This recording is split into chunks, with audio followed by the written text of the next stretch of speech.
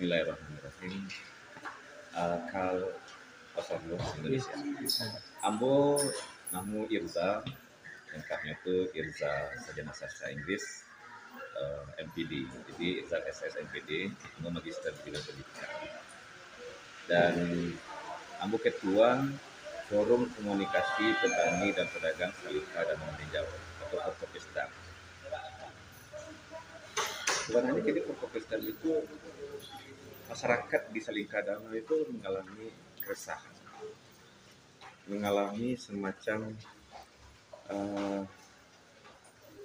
kemarahan, kekesalan, karena tidak tahu, tidak paham apakah kebijakan pemerintah ini, khususnya di Salika Danau. Yang jadi masalah seriusnya itu adalah penetapan sempadan yang 50 meter itu. Penetapan sempadan 50 meter dari pinggir danau, kita memahami maksudnya untuk menyelamatkan danau. Tetapi yang dilakukan di sini yang terjadi adalah masyarakat menangkap itu seperti menggusur mereka. Bayangkan ya, 50 meter dari sempadan danau itu status quo. Pemahaman kita status quo itu di balik angka fungsi awal. Kemudian berdasarkan Permen PUPR itu nomor 28 tahun 2020 itu, bangunan dalam status quo akan ditertibkan. Itu masalah serius karena kita tidak tahu apa maknanya di sini. Masyarakat itu tidak paham itu status quo itu apa, yang ditertibkan itu apa maksudnya. Sementara pemerintah daerah sendiri tidak ada melakukan sosialisasi. Nah, jadi masyarakat akhirnya meminta kami harus kemana? Mulailah ada diinisiasi untuk anarkis. Jadi pelan pemberitahuan dari PUPR itu kan dicabut, kan dipacampak-campaknya. Nah, tapi akhirnya Forkopimda menyadari kondisi itu, saya bilang sama mereka, jangan dulu, tak boleh semua itu. Mari kita dialog, kita lakukan sesuatu baik. Akhirnya Forkopimda di Kota Malintang itu diminta oleh Ketua KAN, oleh Bamus dan Wali Nagari untuk ayo terlibatlah, bantulah masyarakat. Dan masyarakat secara umum pun meminta kami untuk menyampaikan aspirasi. Akhirnya Forkopimda membuat pertemuan awal untuk menginisiasi surat penolakan. Dan surat penolakan itu sudah kami masukkan. Penolakan terhadap sempadan danau itu sudah dikirimkan ke Bupati, ke DPR tanggal 19 September, ke DPRD, ke kecamatan dan ke Wali Nagari. Dari Bupati sendiri kami baru cuma dapat nota dinas yang diturunkan ke PUPR Kabupaten bahwa sempadan danau itu seolah-olah bukan urusan pemerintah daerah. Jadi karena alasannya ya PUPR itu sendiri dipasang bukan PUPR, pelan pemberitahuan dari PUPR itu dipasang oleh PUPR pusat gitu. Entah itu provinsi yang mana jalan juga. Jadi ketika kami datangi PUPR Kabupaten, mereka pun menjelaskan bahwa itu dipasang oleh BW Limo. Pada melihat sungai BWS Limo, sungai Sumatera Limo. Nah, mereka nota dinas dari Bupati itu meminta PUPR tolonglah BWS Limo itu untuk bertemu dengan para stakeholder semampu kepentingan. Memfasilitasi. Nah, tapi menjalihkan apa mau kasusnya itu. Aku sampai dalam pertemuan PUPR Kabupaten itu bertanya, Pak. Itu bukan sekedar masalah teknis. Setahu kami, pemahaman kami di masyarakat, PUPR itu cuma pelaksana. Ada yang menyuruh. Tidak bisa pasang palang sembarang-sembarang ninyo. Itu masalahnya. Jadi kalau melihat ini secara kritis sama melihat pemerintah daerah kabupaten khususnya itu seolah-olah lapeh tangan dan cubu-cubu gitu. Sebab kalau itu dilakukan, itu ranah yang dilanggar itu ranah minyak mama. Itu bukan tanah pemerintah. Itu bukan tanah sertifikat individu, indah. Itu tanah wilayah. Tapi pemerintah kan sesuai undang-undang berhak menguasai. Oke. Undang-Undang Dasar 45 pasal 33. Tapi jangan lupa Undang-Undang Dasar 45 pasal 8 malih di bahwa pemerintah mengakui, menghormati dan mengakui satuan-satuan adat yang masih berlaku beserta hak hukum yang melekat padanya. Jadi kalau pemerintah menguasai itu dengan mengabaikan itu, apa yang akan terjadi kira-kira? Aku bisa yakinkan itu akan kerawanan sosial, bahkan konflik sosial nanti. Jadi tidak bisa diberlakukan sama dengan wilayah lain. Untuk menguasai, di sini menguasai untuk apa? Dalam hal apa kami menguasai? Melestarikan, ayo ajak masyarakat, kami sedia loh. Masyarakat itu bersedia, aku bertanya, bersedia tidak ikut melestarikan? Bersedia, apa yang harus kami kerajokan? Tapi kami nggak boleh tinggal di sini. Itu tidak namanya bukan majak kami, usia kami ngecek mereka. Nah, tentu aku tidak ingin menjalankan mayukan saya dulu. Ayo, Fokus ingin dana apa? Sampai hari kini, pemerintah daerah alun-alun sosial langsung dengan masyarakat. Cuma melalui bupati, apa melalui camat, wali negara jorong. Dan mereka sendiri tidak berani langsung sosialisasi ke masyarakat. Di sini kami masyarakat itu diabaikan. Di sini nenek mama itu merasa diabaikan. Dan tanah ulayah itu penguasanya nenek mama, penguasanya. Jadi kalau itu nggak dilakukan personal, tidak dilakukan dialog sosial, kamu khawatir. Jadi kini sampai hari itu kami jadi janjikan oleh PUPR Kabupaten tadi untuk diajak sosialisasi oleh BWS Limo tadi, Badan Wilayah Sungai Sumatera Limo. Sampai hari ini alunnya lah, tanggal 9 Balai September surat penolakan kita masuk. Pelang masih tagak. Itulah kedibongkarnya di masyarakat. Masih coba tahan, jangan dulu.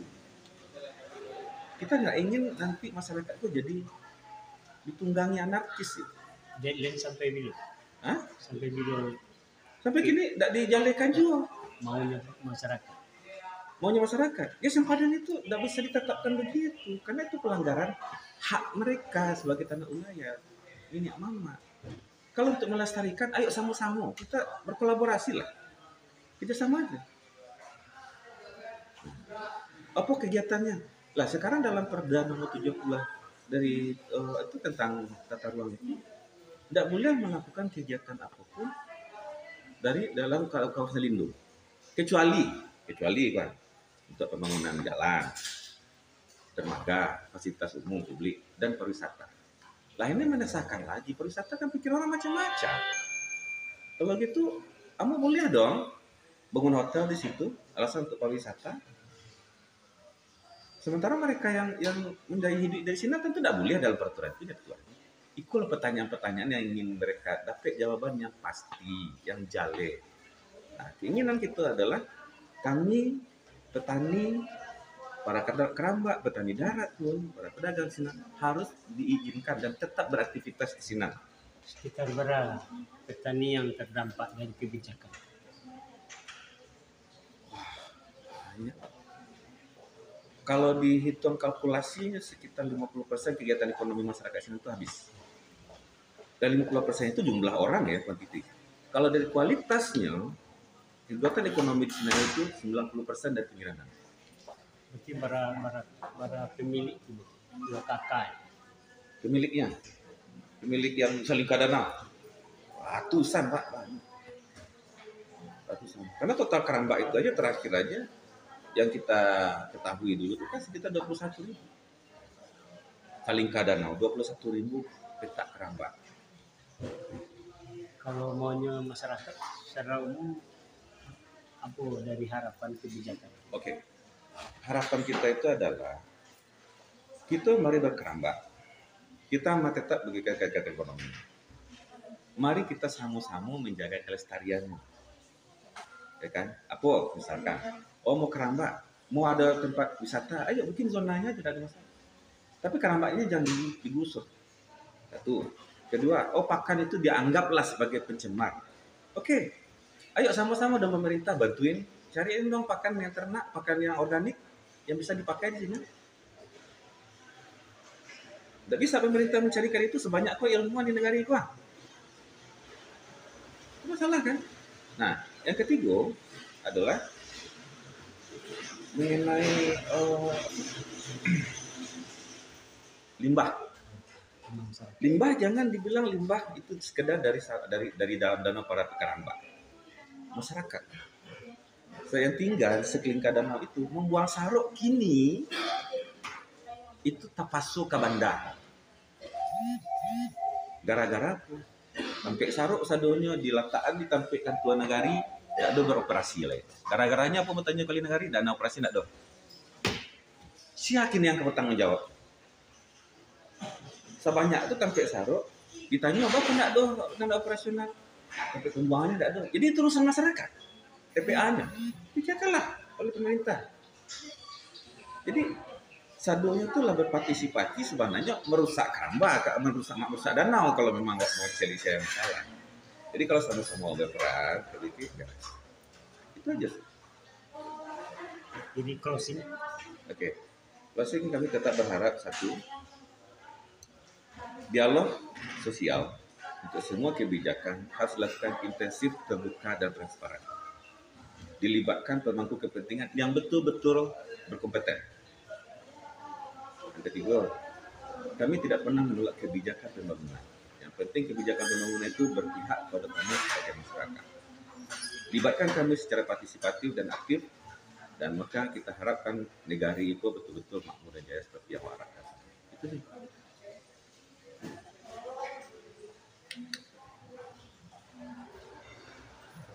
Terima kasih. Masalah danau itu masalah yang perlu matang pengajian. Karena kalau latar belakang Danau Meninjau itu masyarakat yang tinggal dan hidup di seputaran Danau Meninjau itu memang kondisi alamnya sempit. Naik ke atas gunung dan bukit, ke bawah air dan danau. Makanya menuntut orang meninjau itu, masyarakat Tanjung Raya itu harus berpikir untuk mengolah alam yang ada. Salah satunya peluang pada saat sekarang itu ada danau meninjau yang awalnya itu menjadi sumber kehidupan ekonomi dengan maraknya aktivitas keramba ikan, dan pada saat sekarang memang beberapa kali terjadi musibah dan bencana yang disebut dengan musibah tubuh belerang. Tapi kenyataannya memang ini tetap dimanfaatkan oleh masyarakat kita. Jadi secara umum kita dari lembaga ataupun secara langsung saya putra daerah Tanjung Raya, saya mendukung perencanaan dari pemerintah dalam rangka pelestarian danau meninjau. Namun hal ini perlu kajian yang matang karena orang yang hidup pada saat ini sumber kehidupannya itu memang satu-satunya di danau meninjau. Ini perlu kita carikan solusi yang pas sehingga mereka tidak menjadi nanti orang-orang yang terlantar karena kebijakan-kebijakan yang kita laksanakan dari pemerintah. Sampai saat sekarang kita belum melihat apa sebetulnya solusi yang akan diberikan kepada masyarakat meninjau. Nah, terutama kalau kita berbicara masalah pengalihan kehidupan dari keramba ikan dan lain-lain sebagainya, tentu kita carikan solusi. Nggak mungkin aktivitas ekonomi mereka kita hambat sementara kita tidak carikan jalan. Jadi kita dari DPRD sangat mendukung, namun kita minta konkretnya bagaimana terhadap kebijakan ini sehingga tidak ada nanti masyarakat kami, keluarga kami, orang meninjau seputaran dan meninjau itu yang terlantar karena kebijakan-kebijakan yang kita laksanakan.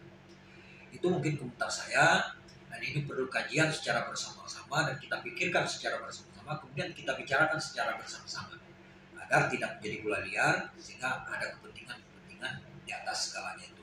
Itu mungkin tanggapan saya.